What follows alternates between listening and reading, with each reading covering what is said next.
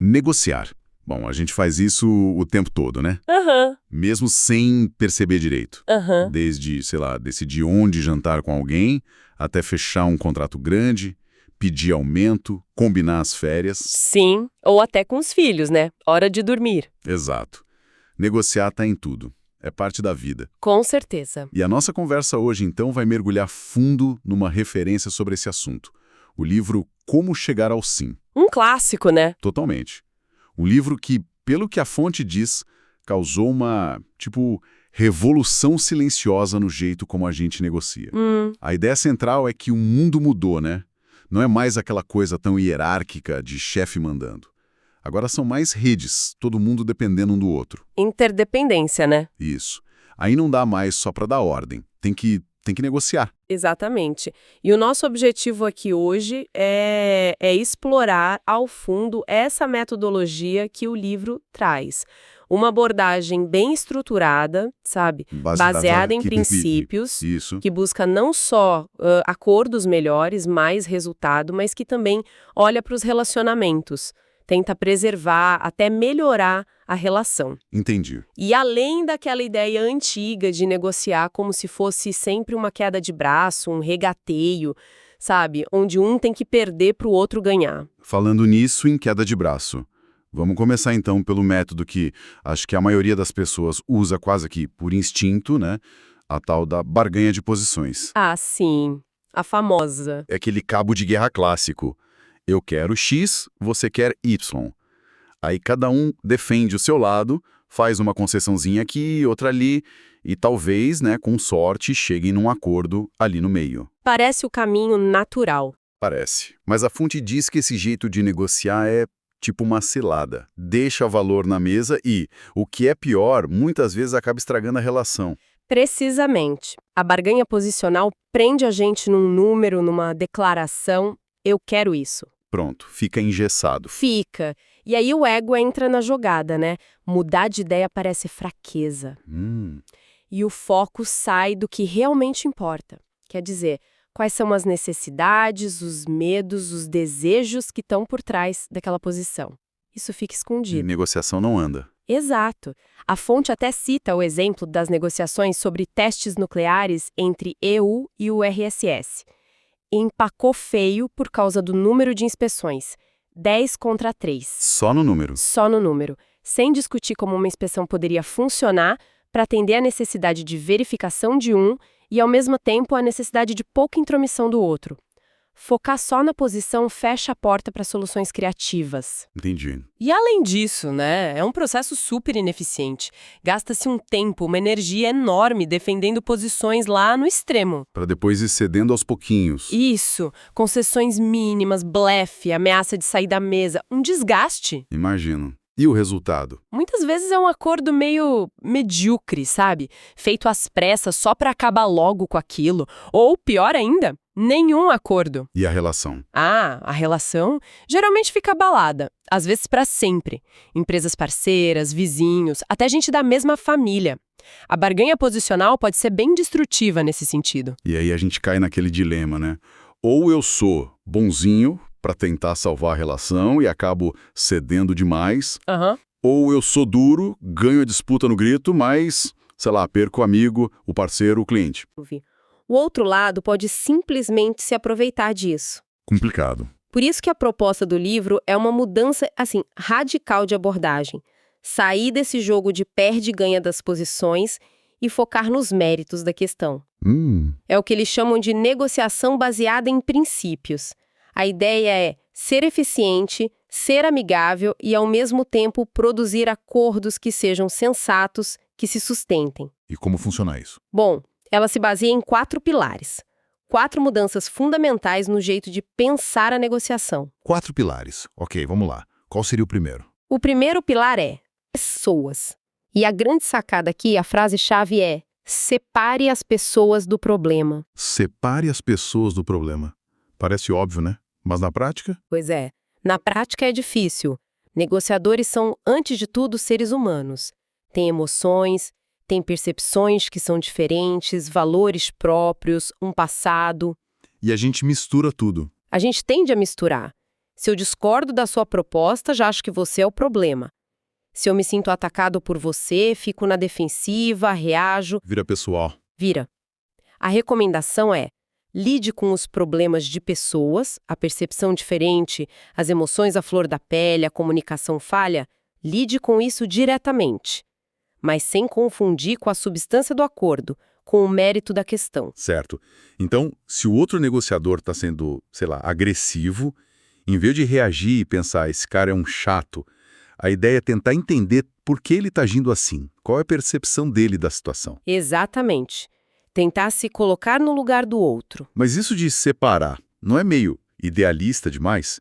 Na hora do vamos ver, as emoções acabam vindo junto, não? Da onde vêm as suas e as do outro, e lidar com elas de forma construtiva. Como assim? Por exemplo, permitir que o outro lado desabafe um pouco, sabe? Sem reagir na mesma moeda, sem jogar lenha na fogueira. Deixar sair a pressão. Isso.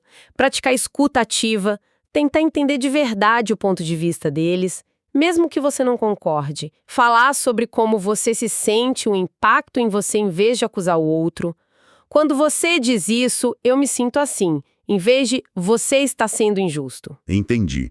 Falar de si, não do outro. Exatamente. A fonte até menciona a visita do Anwar Sadat a Jerusalém. Foi um gesto humano, que mudou percepções, quebrou barreiras emocionais e abriu o caminho para o acordo de paz. Ele lidou com o nível humano primeiro. A lógica é, seja afável com as pessoas, mas duro com o problema. Faz sentido. Trabalhar a relação para poder destravar a questão. Ok. E o segundo pilar? O segundo é interesses. Foque nos interesses, não nas posições. Interesses versus posições. Qual a diferença? Posição é aquilo que a pessoa diz que quer. A declaração. Eu quero a janela fechada. Eu quero 10 mil reais de aumento. Isso é posição. Ok. Interesse é o porquê por trás daquilo. É a necessidade, o desejo, a preocupação, o medo que motiva aquela posição. O exemplo clássico do livro que você mencionou é o da janela na biblioteca. Um que é a janela aberta, posição, o outro que é fechada, posição. Ficar discutindo aberta ou fechada não leva a nada, vira um cabo de guerra. Certo. Mas aí a bibliotecária vai investigar os interesses. Um quer ar fresco. O outro quer evitar a corrente de ar, talvez porque está resfriado. Interesses diferentes. Entrar fresco, mas sem criar a corrente de ar ali onde eles estão. Pronto. Nossa, esse exemplo da janela é perfeito mesmo. Mostrar direitinho como focar nos interesses abre um leque de soluções que atendem aos dois. Coisa que a briga pela posição aberta ou fechada nunca ia achar. Nunca. Imagino que isso se aplique a coisas bem mais complexas também, né? Com certeza. O Acordo de Camp David sobre a Península do Sinai é um exemplo espetacular disso em alto nível. A posição de Israel era manter uma parte do território do Sinai. A posição do Egito era reaver tudo. Posições incompatíveis. Parecia sem saída? Parecia. Mas quais eram os interesses fundamentais? Para Israel, era segurança, não ter tanques egípcios na sua fronteira.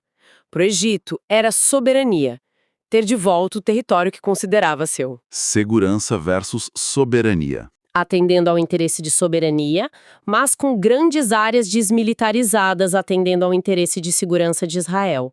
Uma solução elegante que só surgiu porque focaram nos interesses por trás das posições. Impressionante. E a fonte lembra, né, que os interesses mais poderosos costumam ser aquelas necessidades humanas básicas.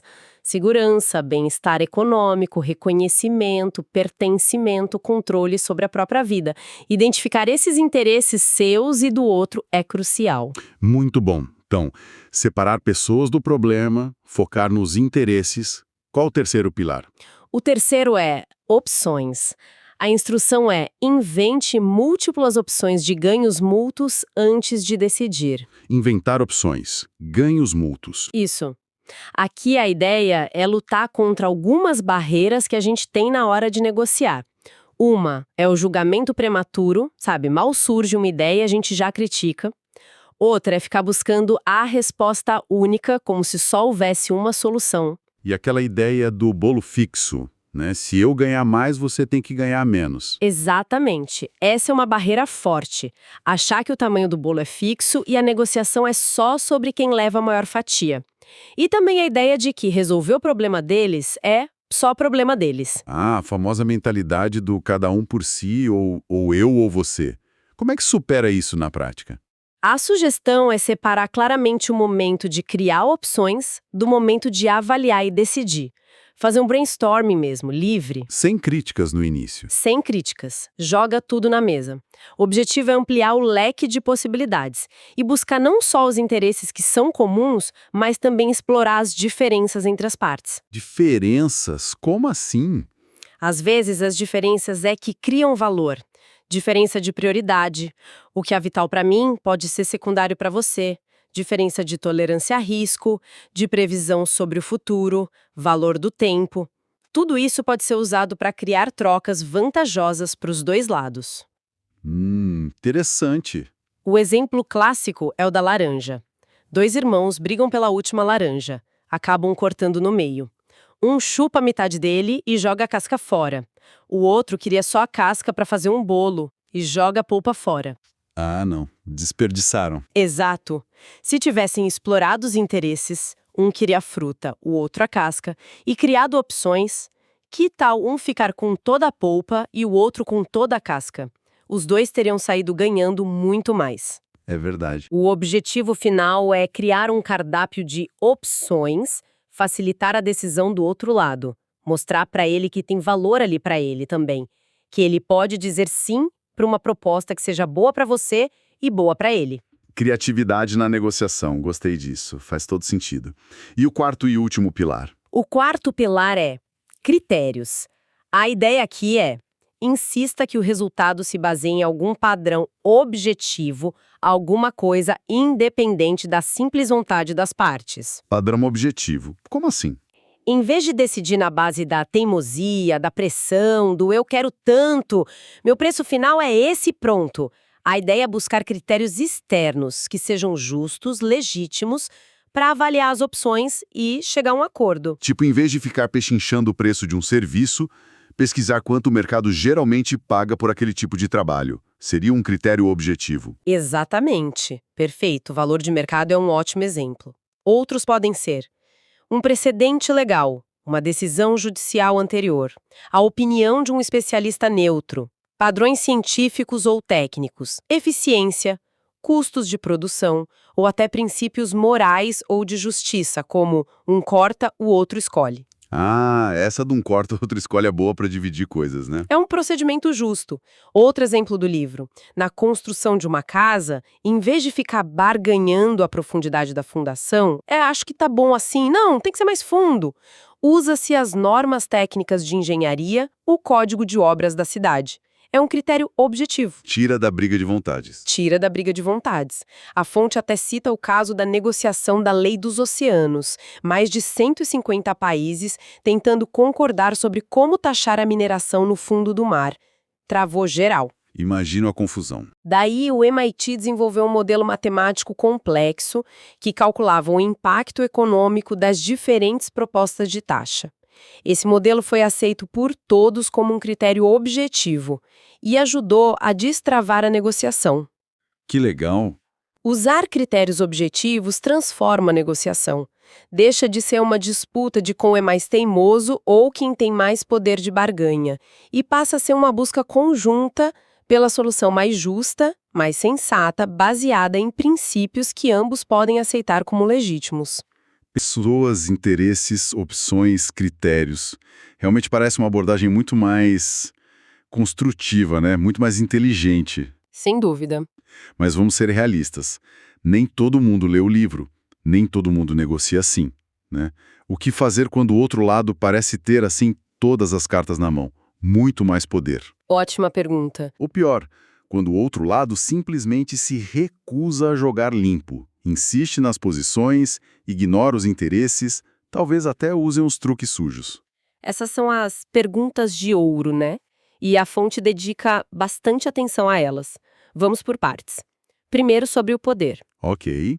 A primeira coisa é: ter mais dinheiro, mais status, mais força militar, o que for, não garante a vitória na negociação. O método que você usa, como você negocia, faz muita diferença.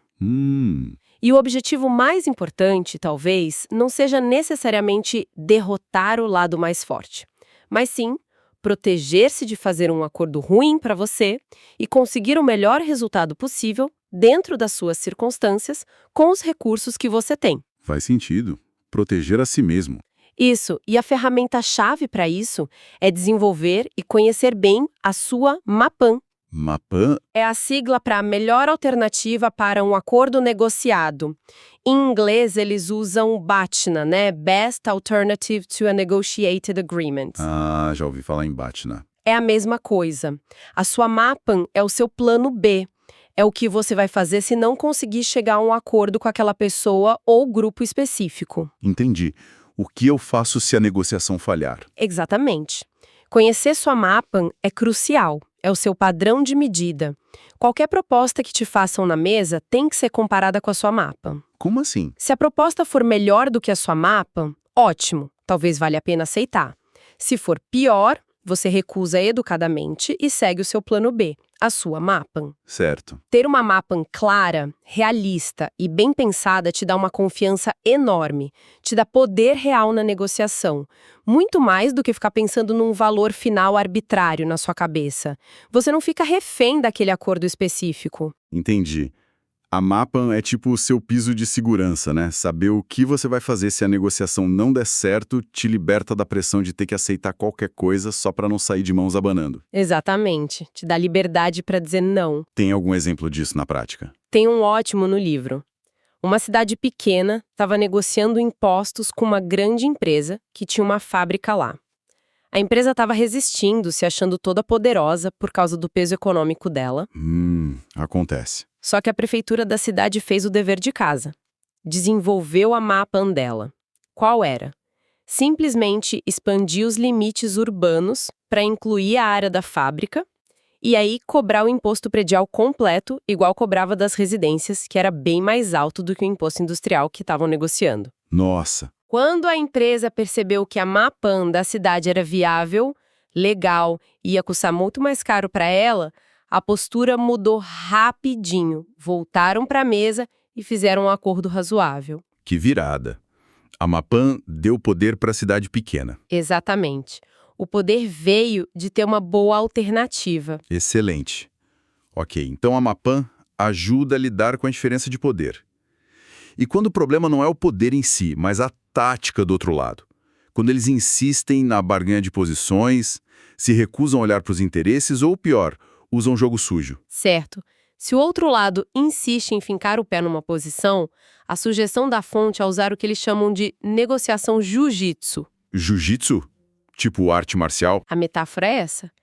A ideia é não empurrar de volta quando eles empurram, não entrar no jogo de ataque e defesa de posições. E o que fazer então? Em vez de atacar a posição deles, e isso é um absurdo, você olha por trás dela, tenta entender o interesse. Pergunte, me ajude a entender por que você precisa disso especificamente. Quais preocupações suas essa proposta atende? Investigar o interesse por trás da posição dura. Isso. E em vez de defender as suas ideias com unhas e dentes, convide críticas. O que você vê de errado com essa minha proposta? Como você acha que ela poderia ser melhorada para atender também aos seus interesses? Desarmar em vez de atacar. Exato. E se vier um ataque pessoal, você está sendo irracional, transforme o ataque à pessoa num ataque ao problema. Você acha que minha abordagem não está sendo razoável?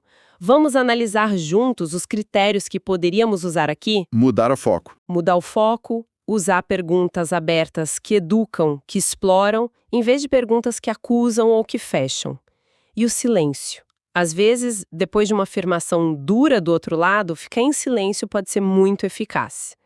Cria um certo desconforto, incentiva o outro a falar mais, talvez a justificar a posição ou até moderá-la. Então, resumindo o jiu-jitsu, em vez de bater de frente com a posição deles, você meio que desvia a energia, usa o ataque deles para direcionar a conversa de volta para os interesses, para as opções, para os critérios objetivos. Exatamente essa é a lógica. Usar a força deles a seu favor para mudar o jogo para uma negociação baseada em princípios. Interessante. E quando a situação é muito complexa ou envolve muitas partes, uma ferramenta que pode ajudar muito é o procedimento de texto único. Texto único.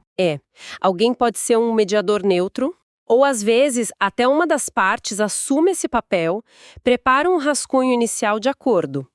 Um esboço baseado nos interesses que já foram discutidos. Certo. Ninguém se compromete com esse primeiro rascunho. Aí todas as partes criticam o texto, dizem o que não funciona para elas e, importante, por quê? Ligado aos interesses. A crítica é construtiva. Tem que ser. O redator, então, pega todas as críticas, revisa o texto, tenta incorporar sugestões, melhorar e apresenta uma segunda versão. O ciclo se repete. Crítica, revisão, nova versão. Até quando? Até o ponto em que o redator sente que não dá mais para melhorar o texto com base nas críticas recebidas. Que chegou no melhor equilíbrio possível. Só aí ele apresenta uma proposta final, para um sim ou não. Foi um método usado com sucesso em Camp David e na negociação da Lei dos Oceanos. Parece bem útil para organizar a complexidade. Muito. Ok. E para fechar essa parte das dificuldades, e os truques sujos mesmo, mentiras eslavadas, pressão psicológica, ameaças veladas, táticas de pegar ou largar, como lidar com isso sem ser passado para trás ou sem descer para o mesmo nível? A fonte agrupa essas táticas mais ou menos em 3 categorias. Tem a trapaça deliberada, mentir sobre fatos, fingir não ter autoridade para decidir, esconder intenções reais. Tem a guerra psicológica, criar um ambiente estressante, fazer ataques pessoais, usar a tática do policial bom, policial mau, ameaças. E tem as táticas de pressão posicional, recusar-se a negociar, fazer demandas extremas e ir aumentando. Táticas para imobilizar o outro, tipo o parceiro inflexível, o atraso calculado e o famoso pregar ou largar. Nossa, quanta coisa. E a receita para lidar com tudo isso? Mental é a mesma e deriva diretamente dos 4 princípios que a gente conversou. O processo recomendado tem 3 passos simples. Primeiro, reconheça a tática. Saiba identificar o que eles estão tentando fazer. Conhecimento é poder aqui. Ok. Reconhecer. Segundo, mencione a tática explicitamente. Traga ela à luz, mas de forma calma, objetiva, como um fato. Olha, percebo que vocês talvez estejam usando a tática do mocinho vilão aqui. Funciona às vezes, mas eu prefiro que a gente se concentre nos méritos da questão. Expor a tática. Sem acusar, mas mostrando que percebeu. Exatamente. E terceiro, questione a legitimidade e a conveniência de usar essa tática. Basicamente, negocie sobre as regras do jogo. E use os mesmos 4 pilares para fazer isso. Negociar sobre a negociação. Isso. Separe as pessoas, a tática que eles estão usando, do problema. Como podemos ter uma negociação justa e produtiva? Foque nos interesses. Por que vocês acham necessário usar essa tática? Qual o nosso interesse mútuo em ter um processo transparente? Invente opções. Que tal se a gente concordasse em não usar táticas de pressão e focar nos critérios? E use critérios objetivos. O que seria um procedimento justo para ambos os lados aqui? Ou seja, a resposta para o jogo sujo não é nem jogar sujo de volta, nem simplesmente engolir e ceder. É trazer a própria tática para a mesa de negociação e tentar resolver isso usando os mesmos princípios da negociação construtiva. Exatamente. A ideia central é: não seja uma vítima. Mostre que você percebeu a jogada. Questione a legitimidade dela e insista em negociar com base em princípios, não em truques ou pressão. A legitimidade, a busca por um processo justo, costuma ser uma arma poderosa contra essas táticas ardilosas. O lema é: não ceda à pressão, ceda apenas a princípios. Uau! Realmente é uma mudança completa de perspectiva. Recapitulando então bem rápido, essa abordagem toda do como chegar ao sim propõe no fundo trocar aquela batalha de vontades, o cabo de guerra da barganha posicional, por uma abordagem de solução conjunta de problemas, onde a gente foca nos interesses reais, por trás do que as pessoas pedem, usa criatividade para gerar opções onde todo mundo possa ganhar alguma coisa, Ganhos mútuos. e usa critérios justos, objetivos, para decidir, em vez da força ou da teimosia. Parece ser o caminho não só para conseguir acordos melhores, mais inteligentes, mas também para construir relações mais fortes, mais saudáveis. É essa grande promessa, sim. uma abordagem mais sábia, mais eficiente e mais humana para lidar com as nossas diferenças. Com certeza. E talvez, sabe, pensando um pouco além, num mundo como o nosso, cada vez mais conectado, mais interdependente, onde todos os grupos humanos estão, de certa forma, na mesma sala, como diz a fonte, essa habilidade de negociar bem, de forma construtiva, se torna cada vez mais essencial, né? Crítica, eu diria. Crítica. A fonte até termina com uma reflexão que eu acho bem poderosa. Talvez a maior vitória numa negociação não seja só o que a gente consegue para nós, individualmente, mas sim a melhoria na forma como a gente lida com as nossas diferenças. Transformar conflitos que poderiam ser destrutivos em colaboração, para resolver problemas juntos.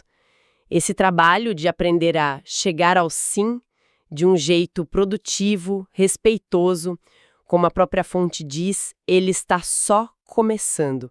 Temos muito o que aprender e praticar.